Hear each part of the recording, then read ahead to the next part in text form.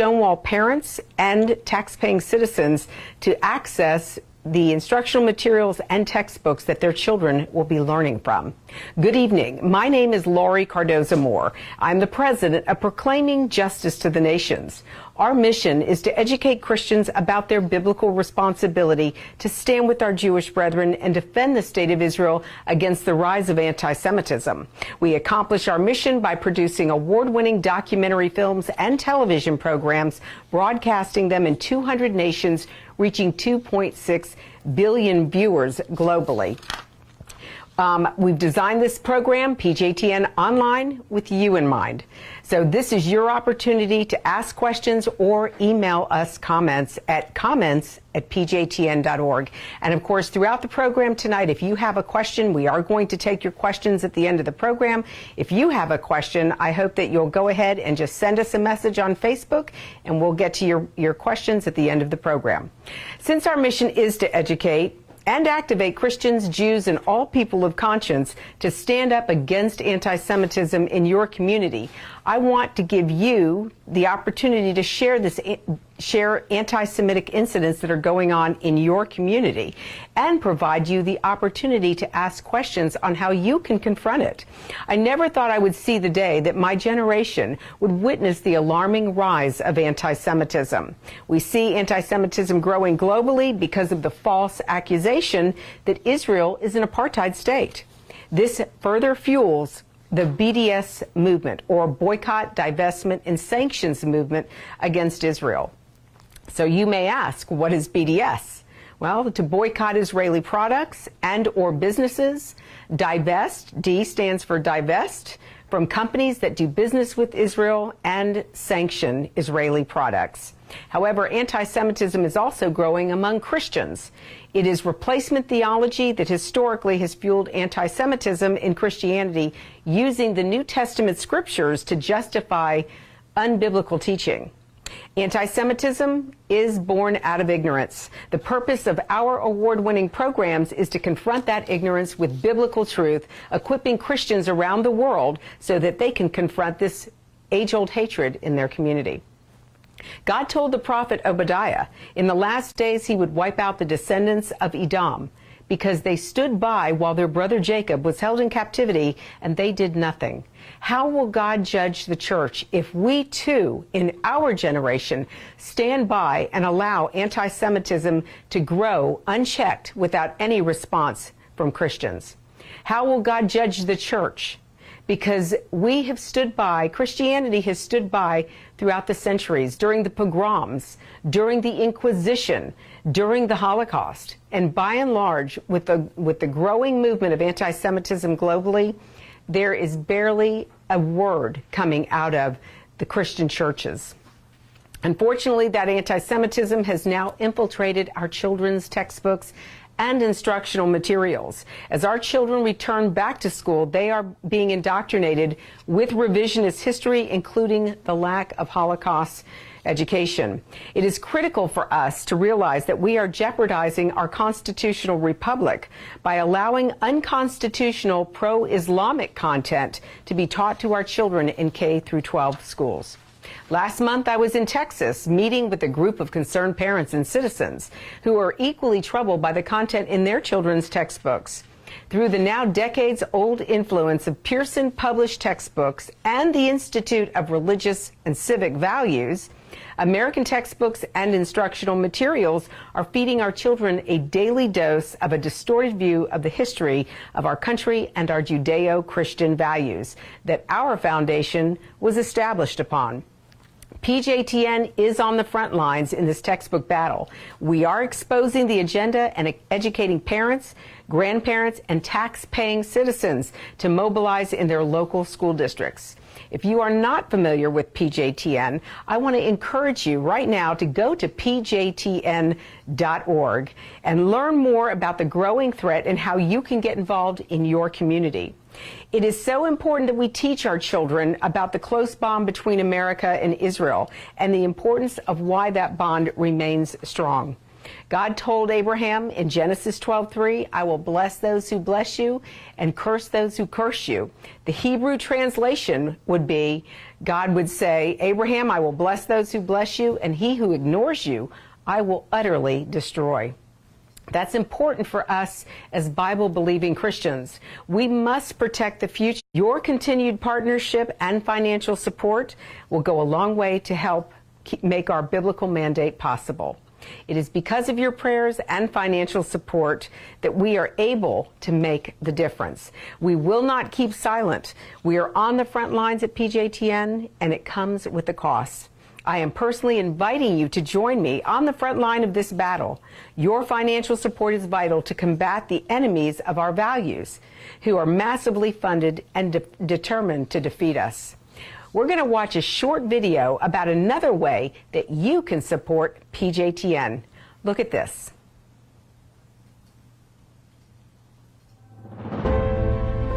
This month marks the 70th anniversary of the historic Declaration of the State of Israel.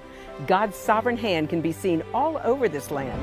Included in the celebrations is the opening of the American Embassy right here in Jerusalem. In honor of this celebration, PJTN is offering a special 70th anniversary package, which includes a captivating new book and an award-winning DVD. Israel Rising is a unique visual story of Israel's miraculous journey from unforgiving desert to thriving nation. Thousands of years ago, the prophet Ezekiel foretold a future time in which the arid land of Israel would come alive for its people. Now this breathtaking book documents the fulfillment of this vision, as rarely seen photographs from the 1880s to the 1940s are juxtaposed with recent photos of the same locations. This book will inspire and captivate you as it illuminates Israel's foretold awakening in a new and unforgettable way. In addition, you'll receive the award-winning documentary, Israel Indivisible: The Case for the Ancient Homeland. This inspiring film examines the many political twists and turns that make Israel the world's most controversial nation. From Abraham and the Promise to the issues facing the Jewish state today, the film examines the historical, archaeological, legal, and biblical foundations for the modern state of Israel. This is a limited time offer for these two remarkable resources for just a one-time gift of $70 today. Your generous donation will help ensure that PJTN stays on the front lines and in the headlines of all the important issues facing Israel and our Jewish brethren. So please go to pjtn.org today.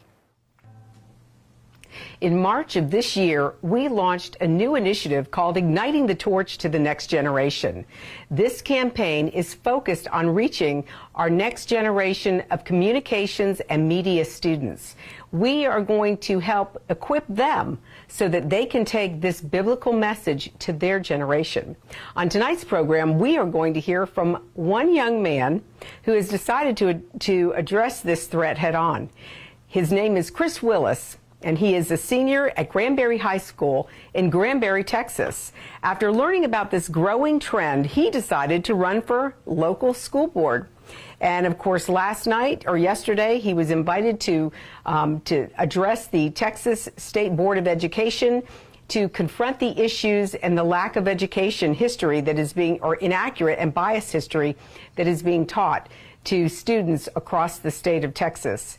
I have to tell you, Chris is a committed Christian, and he's committed to his faith, and he's committed to living his faith. I want you to help me by joining, watching this quick clip of Chris's testimony yesterday afternoon in Austin, Texas. Has recommended to strike the word concept when referring to the American exceptionalism as stated by Alexis de Tocqueville and replace it with the word theory. With all due respect, American exceptionalism isn't a theory. It is, as previously adopted by this board, a concept. A concept needs not be stated, but a theory is not considered fact and must be tested and proved or disproved. American exceptionalism is not a concept that has been recognized, is a concept that has been recognized by people all over the world and has been the motivating factor for U.S. immigration throughout our history. One of Alexis de Tocqueville's famous statements on the success of our constitutional republic from his book, Democracy in America, reads, "Upon my arrival in the United States, the religious aspect of the country was the first thing that struck my attention, and the longer I stayed here, the more I perceived the great political consequences resulting from this new state of things. In France, I had almost always seen the spirit of religion and the spirit of freedom marching in opposite directions. But in America, I found they were intimately united and they reigned in common over the same country." In closing, American exceptionalism is not a theory. It is a concept rooted in our Judeo-Christian values, the same values that de Tocqueville recognized in our greatness. I'm here to request that you strike the word theory and continue with the word concept that has previously been adopted by this board. Thank you so much. Thank you, Mr. Willis. Appreciate that.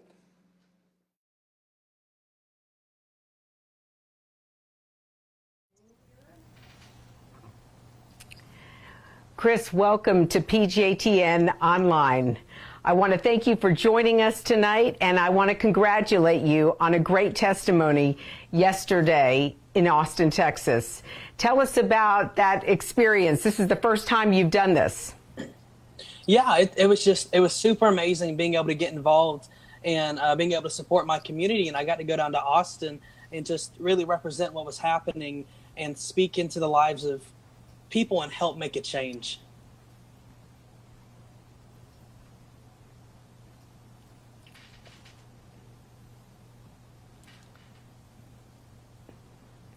So, Chris, tell me about the response from the committee. I know that one of the members of the commission was interested in you choosing Alexis de Tocqueville and his statement about American exceptionalism and how they're changing changing a word from convert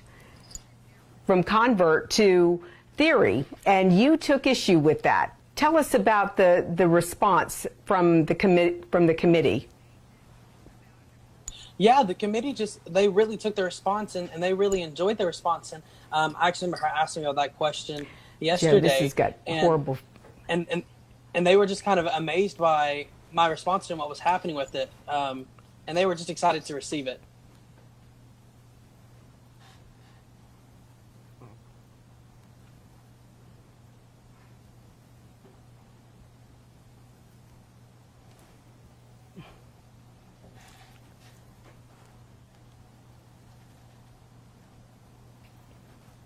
Very good. So tell us, Chris, we also understand that you are a candidate for school board. You decided when you saw the problem with the textbooks and curriculum and some changes that needed to happen in your district, you decided that you were going to throw your hat in the ring. Tell us about that.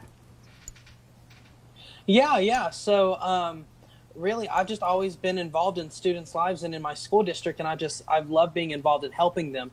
And I found out one day that a man named Mickey Sharon was stepping down from that seat. And I really started thinking about, well, how can I influence students' lives even once I'm out of high school? And I really started thinking about running for school board. And so I looked into it. I saw if it was going to be legal or not for me to do it. And I found out that an 18-year-old who is registered to vote in this district can run. And so I decided to jump in and run as a part of the campaign. And, I've learned a lot just from jumping into it. And it's just been an amazing experience so far, and I'm hoping to influence students' lives further and show them that just because you're a student doesn't mean that you can be anyone who you want to be. You can take these steps and you can make it change no matter what age you are. Well, we are so proud of you. So tell us about the response from your teachers and your parents. What did your parents say when you told them that you were going to run for school board? Yeah. So the response today is it's so amazing. The teachers, they love it. The administration, they're so happy to find out there's a student that's come through their system that wants to help with the education of students and wants to help with the furthering of our lives and what's going on in the future, not just look for now, because often students get such a bad rep for the way that we live, and they love it to see someone who's willing to take that initiative. It was kind of funny because whenever I first started running, there's a government teacher at my school who talked to me, and he said, Chris, I just really can't support you as a candidate. And I was like, okay, I totally understand. Would you mind letting me know why? And he said, it's because the people that are running against you are out there campaigning every day during school, and you're here. And he was like, how can I support you? Because no one else is going to end up supporting you.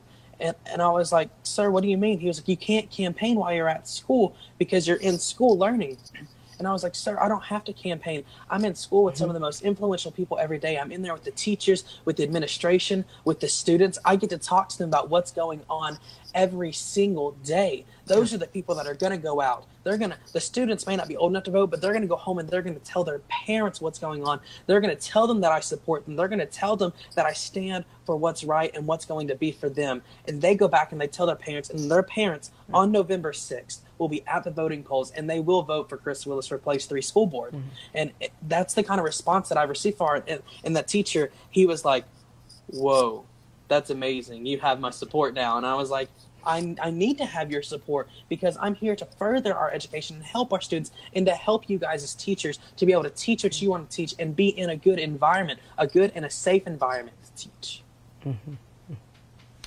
Very good. So, Chris, tell us about some of your classmates. I bet your classmates were probably shocked about you running. Yeah. So the response from my classmates have been interesting. Most of them have loved the idea. They're super supportive of it. And there's a few that I've talked about it, and they've gone, well, what's school board? And I've been like, okay, we'll work on it. But it's been really amazing talking to them because these students that didn't know about the school board, they now know about it because one of their friends is involved with it. One of their friends is doing it. So these students that were never involved in anything political or even anything on a local level of government are now getting involved because someone that they know is making a difference in it. So I'm helping these students that never thought that they would ever get involved in any kind of political thing or any local type of government activities. They're now getting involved with that because they see that I'm in it and they want a piece of it and they want to know what's going on.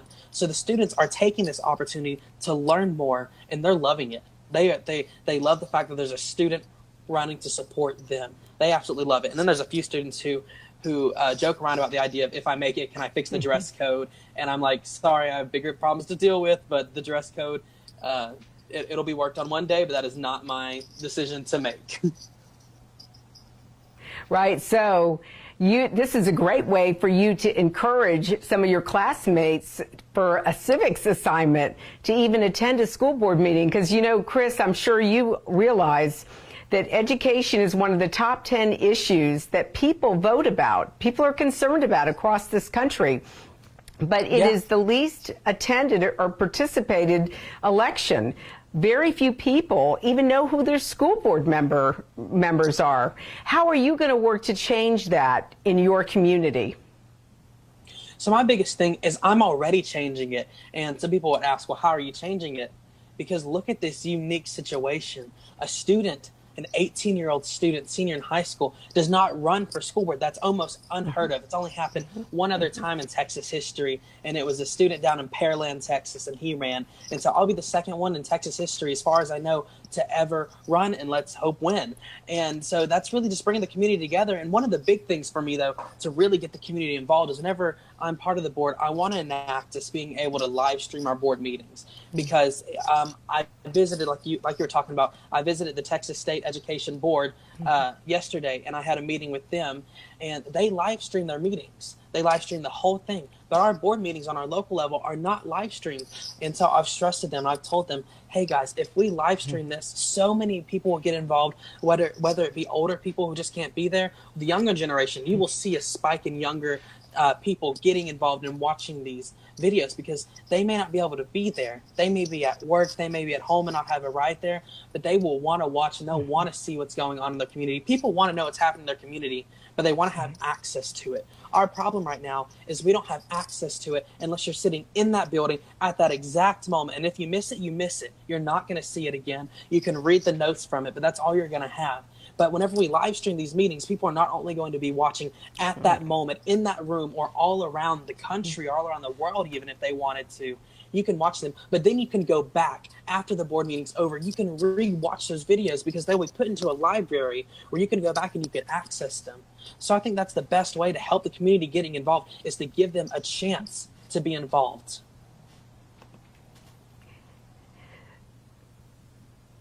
Chris, so tell me, you had quite an experience yesterday. This was the first time you attended the Texas State Board of Education. And in fact, they're dealing with a very important issue with regards to the curriculum and content. They're reviewing standards in Texas once again. So tell us about your experience. What did you learn from participating in that whole process? I saw they had, was it over 50 people who testified yesterday, and there were people who came as far away from Virginia. Tell us about your experience, and how did it change your perspective of even the State Board of Education and their responsibilities? Yeah, thank you. That's an awesome question. Well, what I'll start off with saying is that people on both sides are very dedicated to what they're going to say. And I learned a lot of amazing things just being able to sit there and listen to what's going on. But it was crazy, some of the stuff that I was hearing that they were trying to remove from our history. And for example, they were talking about the Alamo and wanting to remove the word heroic from some of the people who fought in the Alamo. And it was crazy just sitting there hearing these things and hearing how they're wanting to change our education, and these people are trying to send these ideas in to be approved, to be changed. And so just sitting there, it really made me think that it kind of reminded me that not everyone thinks the same, and you have to make sure that how you feel and what you're going for is going to be the best for people, and it's really going to encourage and help people grow. So it gave me kind of that awe aspect of not everyone thinks the same. So as you know, it's a challenge, what we're trying to do, because they're already, you could probably see, I was watching part of the testimonies yesterday, you can see how some people have already have adopted the propaganda and the indoctrination through the school system. And it's unfortunate that that's happened. So it's an uphill battle that we have. And so I commend you for doing this.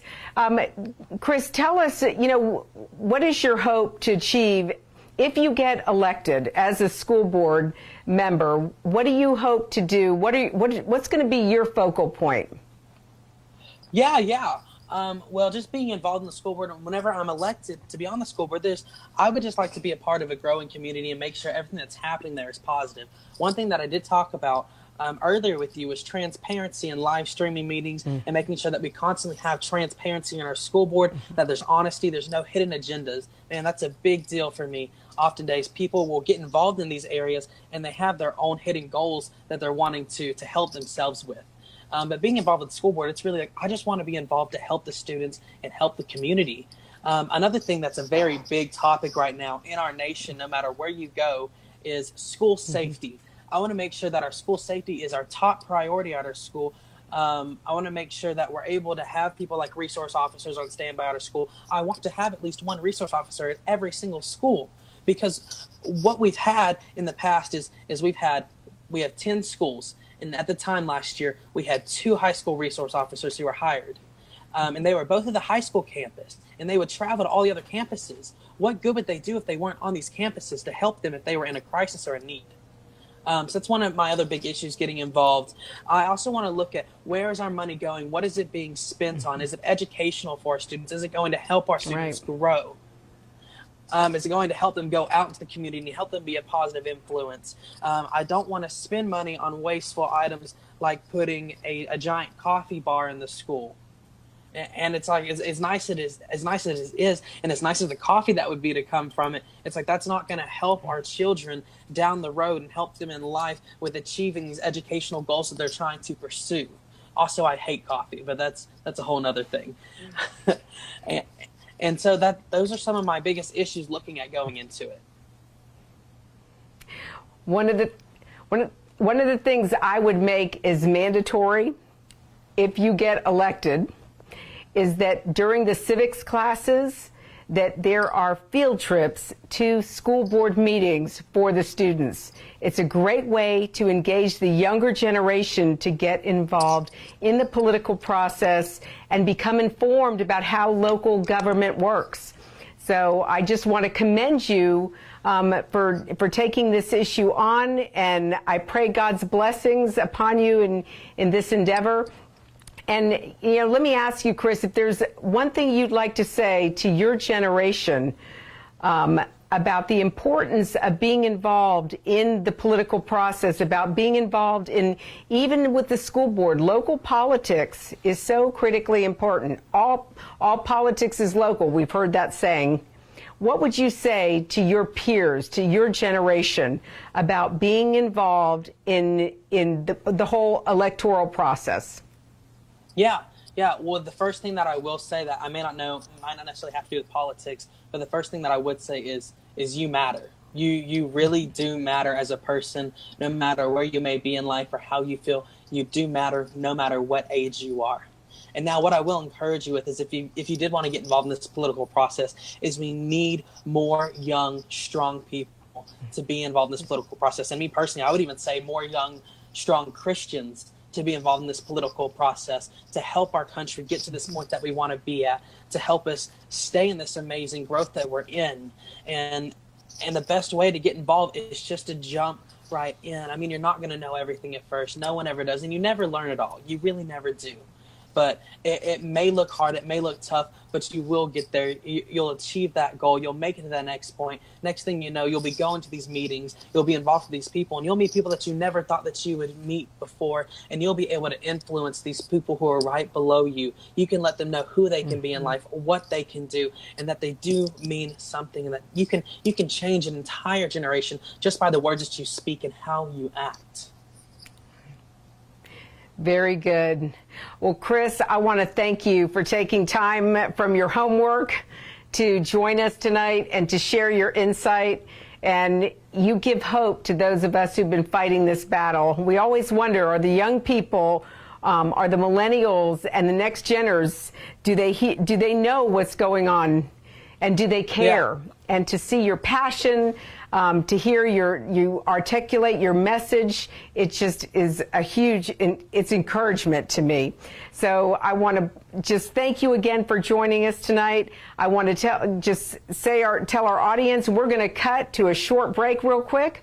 Chris, God bless you. We look forward to having you back on the program. Best wishes and good luck with your campaign. Thank you so much. You guys have a wonderful night. Thank you. Yes, ma'am. From studying history, it's very clear that what starts with the Jews never ends only with the Jews. We must strongly stand against any anti-Semitic trends, for if not stopped, they'll cause harm to all of us, and we'll witness the downfall of our Judeo-Christian Western culture. Today, many people say there's no longer a need for a Jewish state, that Jews around the world no longer need a place of refuge. But anyone who has heard recent statistics about the worldwide rise in anti-Semitism would never make such a claim. The reality is that neo-Nazi groups and Nazi sympathizers are increasing around the world. Surveys show that over 1 billion people in the world harbor anti-Semitic attitudes. Close to 50% believe that Jews have too much power in the business world, and 2/3 of the world's population has never heard of the Holocaust or believe the historic accounts of it are inaccurate. If there's one thing history has taught the Jewish people, a place they can go in time of need is essential, and Israel fulfills that role. But the need for a Jewish state is not limited to being only a refuge for Jews. Jewish tradition in Israel grants full rights for women and people of all races, faiths, and gender. This tradition is what often makes Israel among the first countries to send doctors and field hospitals to any place where a natural disaster occurs, utilizing their medical advances to save lives worldwide. Muslims, Christians, and people of every faith, or those of no faith, have the freedom to worship or not worship as they choose. For Muslims, the Jewish state goes out of its way to provide this freedom. For example, every Israeli university gives students the option of deferring their exams during the month of Ramadan. The Knesset calls off all sessions at sunset during Ramadan to ensure that Muslim Knesset members can break their fasts with the traditional iftar dinner. In an open and democratic manner, opportunities for education, advancement, and careers exist for all citizens in the Jewish state. Sadly, such rights and opportunities do not exist in any of the Muslim Arab states. For example, in neighboring Jordan, Jews cannot become citizens. And in Saudi Arabia, no non-Muslim can become a citizen. Saying that Israel must cease to exist as a Jewish state while accepting that other countries define themselves as Muslim is pure hypocrisy. In most of these countries, no rights exist for non-Muslims, women, and the LGBT community. Don't let yourself be manipulated by evil people with a wicked agenda. When the self-serving villains are in control, good people from all religions suffer. Muslims, Christians, and all people of conscience should stand proudly and show respect for a country that gives so much to the world in so many ways. Do your part, do your research, and do what you can to make a difference. Because what happens in Israel does affect us all. This is not just a Jewish or just an Israeli problem. This is a problem for all humanity, for each and every one of us who believe in freedom and human rights. Learn more about what you can do at pjtn.org. Welcome back. We designed PJTN Online with you in mind. This is your opportunity to ask questions or email us comments at pjtn.org. I also want to encourage you to visit our website if you haven't done so yet at pjtn.org. You can also like us on Facebook. We're here right now. And also follow us on Twitter and Instagram. You can visit our pjtn.org/TV to watch more of our PJTN programs. Please sign up and become a member. So let's take a look at your questions and comments. I know that we have Adam is on with us tonight, and Tammy and Joe, and I see Rebecca has given us a thumbs up.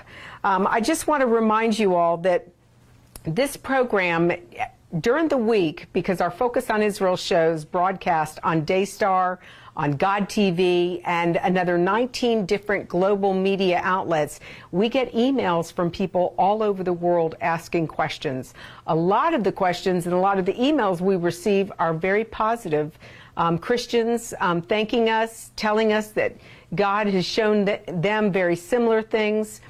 We also get emails from the Jewish community thanking us for taking the position and the stand that we do. That, you know, being Jewish in this world, especially today, can be awfully lonely, especially when you're being targeted and anti-Semitism is on the rise. But we as Christians have a biblical responsibility to take a stand against this threat in our communities. And the reason why we produce these programs and we distribute them in 200 nations is because I always knew that if we could just educate Christians and show them biblically that they must stand against this anti-Semitism, that we are our brother's keeper. We do have a responsibility to fight anti-Semitism in our communities. If we can do that in our generation, we can prevent another Holocaust from happening. You know, the Jews have faced pogroms, the Inquisition, the Holocaust, persecution throughout the centuries. It always comes back. But just imagine if a generation rose up that wouldn't allow that to happen. The only group of people on the planet who should know better and who should speak up should be the Christians. But unfortunately, most Christians do not study their Bible. Most Christians go to church on Sunday, sometimes on Wednesday night, and they only know what their pastors know. They only understand what their pastors teach. And a lot of pastors do not teach about Israel, and they do not teach about their biblical responsibility to stand with Israel and our Jewish brethren. It's unfortunate that it's that way, but most pastors go to a seminary, and seminarians are not taught these biblical truths, because in seminaries it's usually doctrines and traditions of the denomination that they are that the seminary is part of, and that's all that they teach to their seminarians. So it's critically important that we get information, that we educate ourselves biblically, that we test everything, even our pastors, even me. We are called to test everything. We can't take man's word for it. The scriptures that we hear, that we provide here on PJTN, through our programs, even on our websites, go back and study them and see, read them in the context of what was being said. Because the Bible really and truly is a book written to Israel, for Israel, about Israel. And we as Gentiles in the faith are grafted into the commonwealth of Israel. It is a love story between God and his people that he started with one man, Abraham, and he made a covenant to Abraham and Abraham's descendants, Abraham, Isaac, Jacob, all of their descendants throughout eternity. And of course, we know that that covenant, that God will not break that covenant. He will keep that covenant throughout the ages. How do we know that? Because the word tells us he is not a man that he should lie. And so if God has chosen a specific people that he wants to bring his message to the world through, then we should honor those people and we should protect them with our own very lives. Paul talked about that in Romans 15 when he talked about that we have received such a spiritual debt from our Jewish brethren. And if we have received this from them, then don't we owe it to them materially or financially? We should be supporting them as well. So I want to encourage you to go to our PJTN.org YouTube page, just PJTN.org/TV on YouTube, and watch some of our programs. And I would love to hear your comments and your feedback. I also want to invite you to become a PJTN Watchman tonight. So you may say, well, what is a PJTN Watchman and what is the role? Well, God tells us what the role of the watchman is in Ezekiel chapter 33. In Ezekiel, God told the watchman that if they see the enemy advancing, they are to warn the inhabitants of the city so that they can prepare. However, if the watchman fails to warn the people, the inhabitants of the city, that the enemy is advancing and any innocent blood is spilled, then that innocent blood will be required of that watchman. However, if the watchman warns the people, if the watchman warns the church of the enemy advancing, and the church or the inhabitants of the city refuse to listen to the watchman, and if their blood is spilled, it will be required of them. That is the role of a watchman. Once we are educated about these biblical truths, about our biblical responsibility to stand with our Jewish brethren and defend the state of Israel against anti-Semitism, then it is up to us to tell others. We don't just keep this information for ourselves. We are to communicate to our brethren in the faith and share this information and warn them. So the role of the watchman is to warn the inhabitants of the city. And the way you can do that is by, number one, praying for PJTN, praying for our ministry, praying for us to reach more people, more Christians, more Jews, more people of conscience around the world. Just as the watchman would alert the inhabitants of the impending danger, it is our responsibility to alert the people as well. In Judaism, the shofar has both military and significance and religious significance. And by using the image of a shofar, Ezekiel combines the two themes of military and spiritual preparedness. We just celebrated Rosh Hashanah, or Yom Teruah, or Feast of Trumpets. And because this holiday, this is the holiday where we blow the shofar, we make a joyful noise, we're to rest on Rosh Hashanah. It is the role of the watchman to commit to partner with PJTN as well. We need for you to sound the alarm in your community, but we also need for you not only to sound the alarm, to pray with us, but we need your financial support so that we can take this message to a global audience. We are able through our media to prepare the soil of the heart of the people around the world to understand what our biblical responsibility is. We are fulfilling the words of the prophet when God told the prophet Joel, proclaim this to the nations, prepare for war. That is our role at PJTN in this generation, but we can't do it without your financial support. Your monthly donation will help ensure PJTN remains on the front lines and in the headlines in this all-encompassing war. Yes, to activate a global audience of Christians, Jews, and people of conscience. God told the prophet Elijah that there were 7,000 who had not bowed their knee to Baal.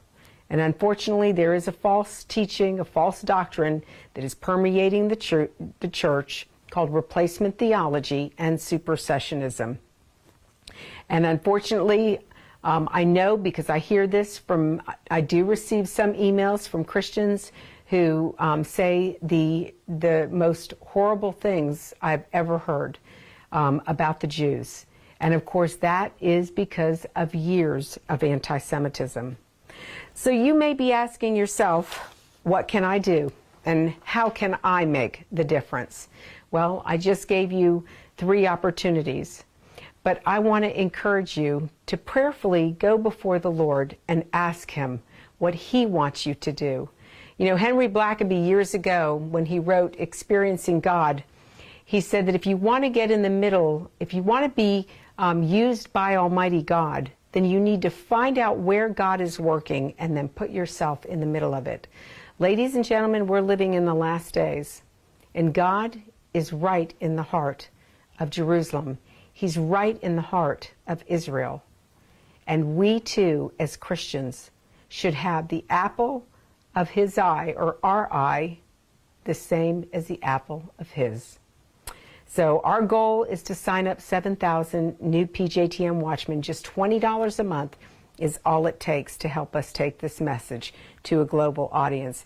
I also want to encourage you to tell your family and friends about this program and encourage them to tune in every Wednesday night. You can learn more. You can also tune in to our award-winning program, Focus on Israel, each week on Daystar. You can catch that Saturday evenings at 6:30 p.m. Eastern Time. That's 3:30 p.m. Pacific Time. And Sunday nights at midnight Eastern Time and 9 p.m. Pacific Time. Or God TV on Wednesdays at 2:30 p.m. and 11:30 p.m. So check your local listings for other media partners. You can also visit our events page on the website for upcoming programs where I will be speaking in your area. If you would like to arrange a speaking event for me to come and educate and activate your community, synagogue, church, or campus, please, again, go to comments at pjtn.org. And of course, please continue to keep Israel and our Jewish brethren in your prayers. The threats to her are increasing. Send us your prayer requests and questions at comments at pjtn.org.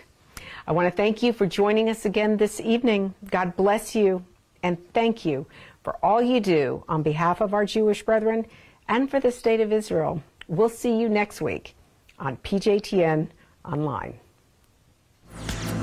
To support this program, send your tax-deductible gift to Proclaiming Justice to the Nations, P.O. Box 682711, Franklin, Tennessee 37068. You can also support PJTN online. Visit pjtn.org or call 1-877-873-9020.